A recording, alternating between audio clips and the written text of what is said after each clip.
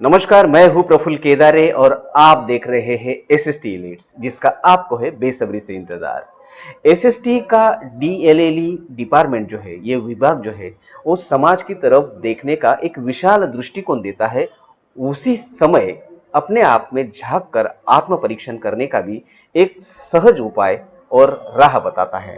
जी हाँ, इसी विभाग से अपने आप में बदलाव लाने वाली एक लेखिका, सामाजिक कार्यकर्ता और भविष्य में न्यायाधीश बनकर इस समाज को सामाजिक न्याय देने की कोशिश करने वाली लेखिका हमारे आज बीच में है, रानी यादव।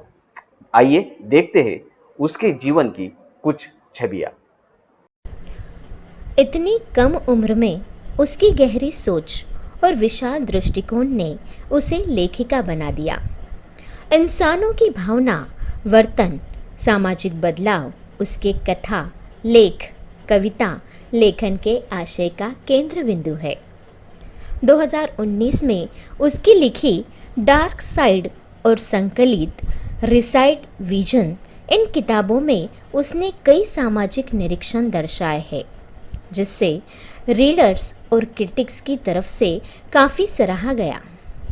महिलाओं पर हो रहे सर्वांगीण अत्याचारों के खिलाफ वे काफ़ी आक्रामक है।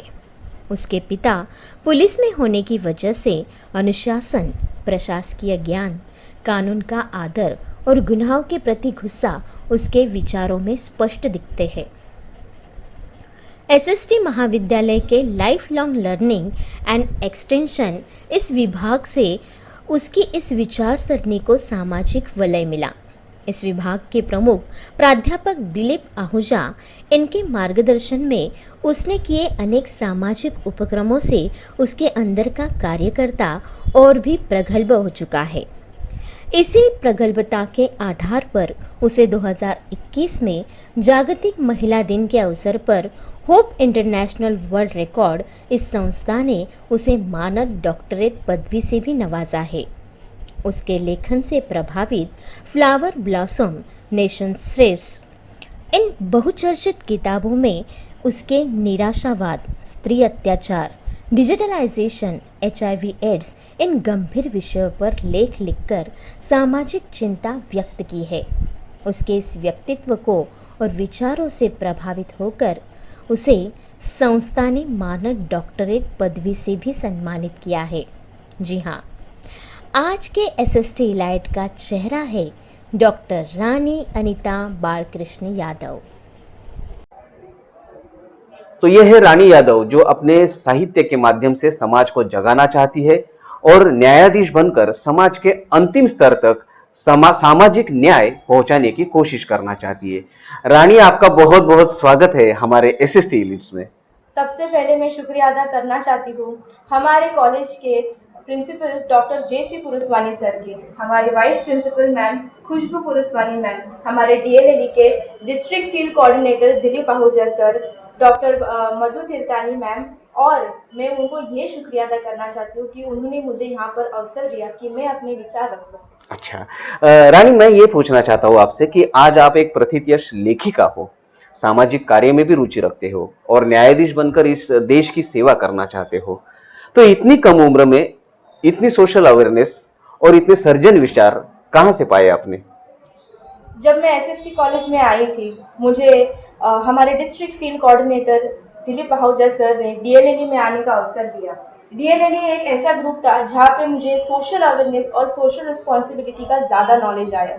जैसे कि हमारे डीएलएलई कैंप के थ्रू हमने ब्लड डोनेशन कैंप दिए, हमने लोगों को ये बताया कि ब्लड डोनेशन करने से खुद को कितना पॉजिटिविटी मिलती है और खुद के बॉडी में कितनी इंप्रूवमेंट मिलती यस, है। यस। हमने जुहू बीच में स्वच्छता भारत अभियान, जो हमारे प्राइम मिनिस्टर मोदी जी ने शुरुआत किया, हमने वहाँ पर भी अपना हाथ 2 दिनों के लिए बढ़ाया था और वहाँ पर हमने बहुत सारे जो सिगरेट बंड्स है वो हमने कलेक्ट किए थे।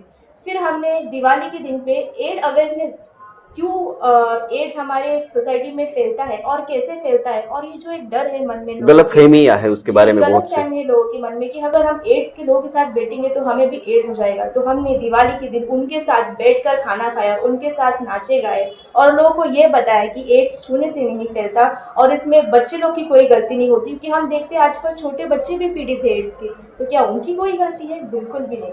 तो ऐसे हमने बहुत सारे काम किए हैं। तो एज अ ह्यूमन बीइंग मेरी क्या रिस्पॉन्सिबिलिटी है सोसाइटी की तरफ, ये मुझे डीएलएलई से मालूम पड़ा। और जैसे मेरे पापा, वो सिविल सर्विस में काम करते हैं, वो एक पुलिस है, तो उनकी वजह से घर घर में हमेशा न्याय चलता आया है, अच्छा। एक डिसिप्लिन चलता आया है कि हमें एज ए इंडिविजुअल कैसे रहना है, खुद को कैसे दिखाना है सोसाइटी में। उनके तरफ से भी मुझे बहुत ही ज्यादा प्रोत्साहन मिला है। अच्छा, तो क्या होता है कि एक जैसे कहते हैं कि जो न देखे रवि वो देखे कवि। कल तो आम आदमी जैसे सोचता है उससे अलग कुछ लेखक सोचता है, जी तो इसके विचार अलग होते हैं। जी। तो रानी लाइफ की डेफिनेशन कैसे करती है, जिंदगी की परिभाषा वो कैसे करती है? मेरे लिए लाइफ तो एक ऐसी सीढ़ी है जहाँ पर अगर आप इम्प्रूवमेंट करना बंद कर दो, या फिर आप एक ये सोच रखने लग जाओ कि मैं परफेक्ट हूँ या मेरे से बेहतर और कोई नहीं है, अभी मुझे आगे बढ़ने की जरूरत नहीं है, वहां से आप नीचे गिरना चालू करते हो। तो लाइफ में हमें हमेशा ये याद रखना चाहिए कि जब तक आप खुद में इम्प्रूवमेंट नहीं लाओगे, आप दूसरे के ऊपर भी उंगली नहीं उठा सकते। तो खुद को आत्मचिंतन करने की जी, जरूरत होती है। इंट्रोस्पेक्शन करने की बहुत आवश्यकता है आजकल के लोगों को, क्योंकि हमें ब्लेम करने से ज्यादा खुद को भी देखना तो हम में चाहिए। अहम कभी आ नहीं पाएगा। जी, अहम अच्छा। तो बिल्कुल भी नहीं रखना चाहिए। रानी 2019 में आपकी डार्क साइड जो किताब है काफी चर्चा में रही है। जी सर। उसके बारे में और आपके और भी जो साहित्य लेखन है उसके बारे में हम आपसे जानना चाहते हैं। ये जो मेरा बुक है डार्क साइड, ये मैंने पब्लिश किया था 2019 में। इसमें मैंने सोसाइटी बेस्ड के ऊपर जो क्राइम्स होते हैं, या फिर जो हम रोज के चलते हैं, जो हमारे ऊपर अत्याचार होते हैं, या फिर जो प्रॉब्लम्स के थ्रू हम जाते हैं, उनके बारे में मैंने लिखा है। जैसे कि मैंने यहाँ पर लिखा है डिप्रेशन के ऊपर, यहाँ मैंने लिखा है फेलियर के ऊपर। अभी फेलियर किस तरीके के होते हैं, स्पेशली हम 10वीं और 12वीं के विद्यार्थी को देखते हैं, जब वो फेल होते हैं या उन्हें कम मार्क्स मिलता है, तो उन्हें घर से ही एक जो है टॉर्चर शुरू करना चालू हो जाता है कि आपको इतने मार्क्स कम क्यों मिले। तो वो लोग फेलियर की ओर देख के सुसाइड पे जाते हैं, बल्कि ये नहीं देखते कि आगे भी उनके पास चांसेस है खुद को इम्प्रूव करने के लिए। ये सारी चीजें मैंने ये डार्क साइड वाली बुक में मैंने दिखाई है। अच्छा, आप ऑथर भी कंटेंट लिखते हो, तो ये जो कंटेंट्स होते हैं या आपके विषय होते हैं, आशय होते हैं, ये आपको कहाँ से सूझते हैं? ये विषय तो मुझे सोसाइटी के तरफ से ही मिलते हैं। जैसे कि मैं अभी एक एलएलबी स्टूडेंट हूँ, तो मैंने क्राइम्स जो क्रिमिनोलॉजी और आईपीसी के सब्जेक्ट है, उनके ऊपर मैंने बहुत वास्ट स्टडी की है, और उनके ऊपर मैंने आर्टिकल्स भी लिखे हैं। जैसे कि हालांकि मैंने एक आर्टिकल लिखा है sexual abuse and its effect on the society. It means हम सिर्फ महिलाओं के बारे में बात नहीं करते, पर पुरुष भी, उनके ऊपर भी अत्याचार होते हैं, तो उनसे हमें कैसे लड़ना है, ये इसके ऊपर मैंने लिखा है। अच्छा, रानी आज देखते हो आप वैश्विक विस्तार हो चुका है, दुनिया बहुत बड़ी हो चुकी है, लेकिन इंटरनेट के माध्यम से अगर दूसरी तरफ देखें तो बहुत छोटी भी लगती है।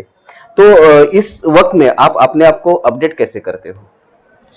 जी सर, जो हमें नॉलेज ऑनलाइन के थ्रू मिलता है, हम उन्हें नज़रअंदाज तो नहीं कर सकते, पर आजकल लोगों की बुक पढ़ने की आदत भी बहुत कम हो चुकी है, और मुझे ऐसा लगता है कि वर्चुअल के थ्रू सब कुछ नहीं सीखा जाता है। एक जो क्लासरूम इंटरेक्शन होता है, एक जो फेस टू फेस इंटरेक्शन होता है, उससे जो हमें याद रहता है, वो उससे कंपेयर टू हमें ऑनलाइन याद नहीं रहता। अच्छा, कम्युनिकेशन गैप जैसे बढ़ते हैं तो गलतफहमियां बढ़ती है, जी फिर सर, क्राइम भी बढ़ते हैं। क्राइम भी बढ़ते हैं। अच्छा, आपने जैसे अभी सेक्सुअल एब्यूज का उल्लेख किया, जिक्र किया था, तो आप हाल ही में देख रहे हो कि बच्चियां जो है वो ना गर्भ में सुरक्षित है ना समाज में।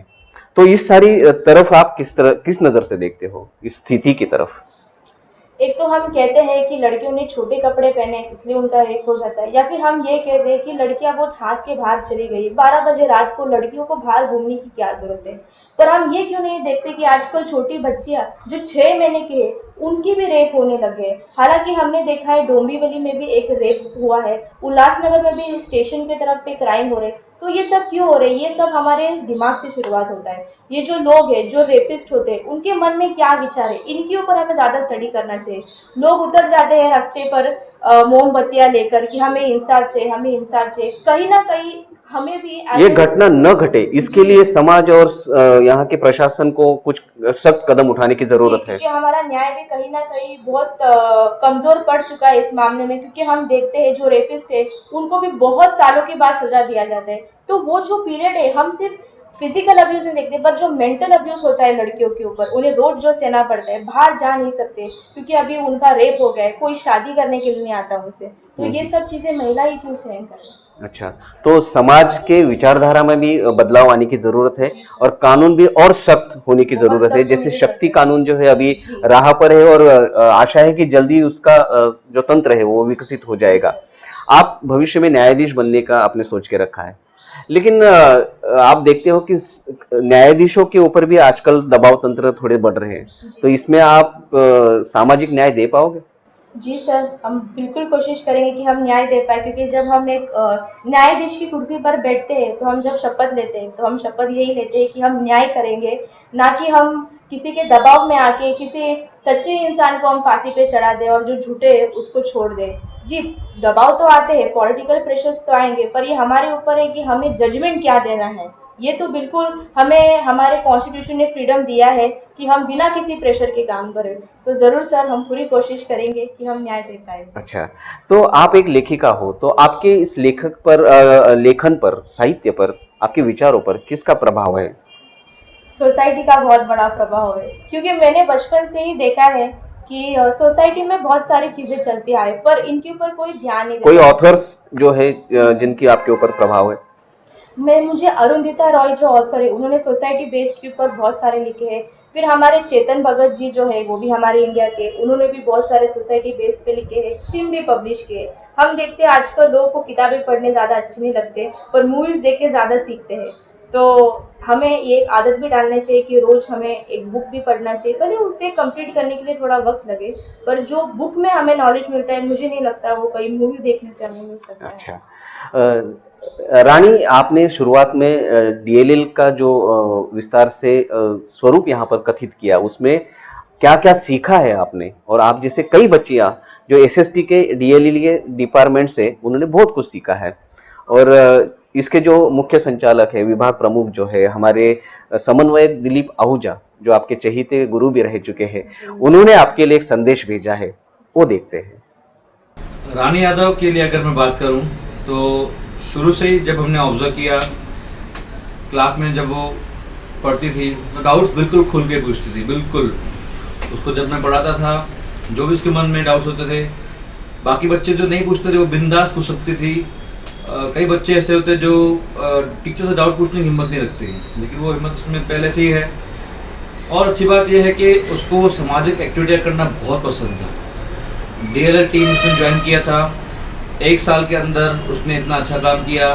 जो सेकेंड ईयर में वो स्टूडेंट मैनेजर्स बनी।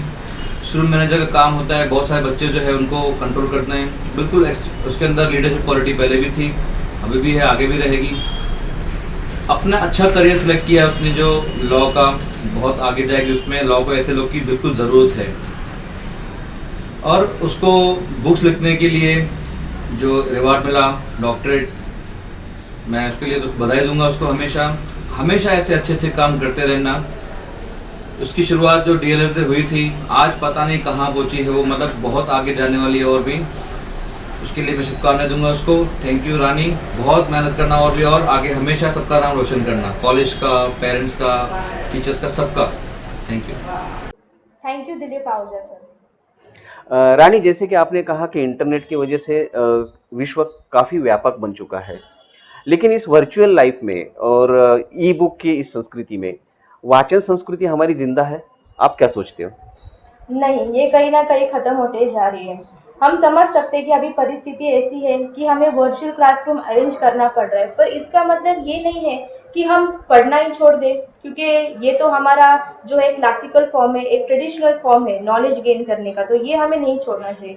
पर जैसे कि हम कहते हैं कि ऑनलाइन रहने से अभी देश बहुत जो दूर के लोग होते हैं वो भी अभी पास लगने लगे, पर हम ये कहीं भूल चुके हैं कि मोबाइल में रहते रहते जो हमारे पास में, हम उन्हें ही ध्यान नहीं दिया करते। सच है, क्योंकि हम देखते हैं कि सवेरे उठ के बाकी लोग तो सोए रहते हैं, हम उन्हें व्हाट्सएप पे हजारों लोगों को गुड मॉर्निंग भेजते हैं, लेकिन हमारे बाजू में हमारी माँ रहती है, बहन पापा रहती है, रहते हैं, पापा रहते हैं, उनको कभी गुड गुड मॉर्निंग नहीं मॉर्निंग कहते। नहीं तो ये करते। कम्युनिकेशन गैप कहीं ना कहीं बढ़ते हुए नजर बहुत आ रहा बढ़ते है। आ रहा है, यस सर। तो इसके क्या आसार आपको, असर समाज के ऊपर नजर आ रहे हैं? हमने बहुत ही ज़्यादा अहमियत दे दिया है वर्चुअल लर्निंग के ऊपर, हमें बहुत ही ज़्यादा अहमियत दे दिया है मोबाइल के ऊपर कि चलो हम मैसेज कर देते हैं, ईमेल कर देते हैं।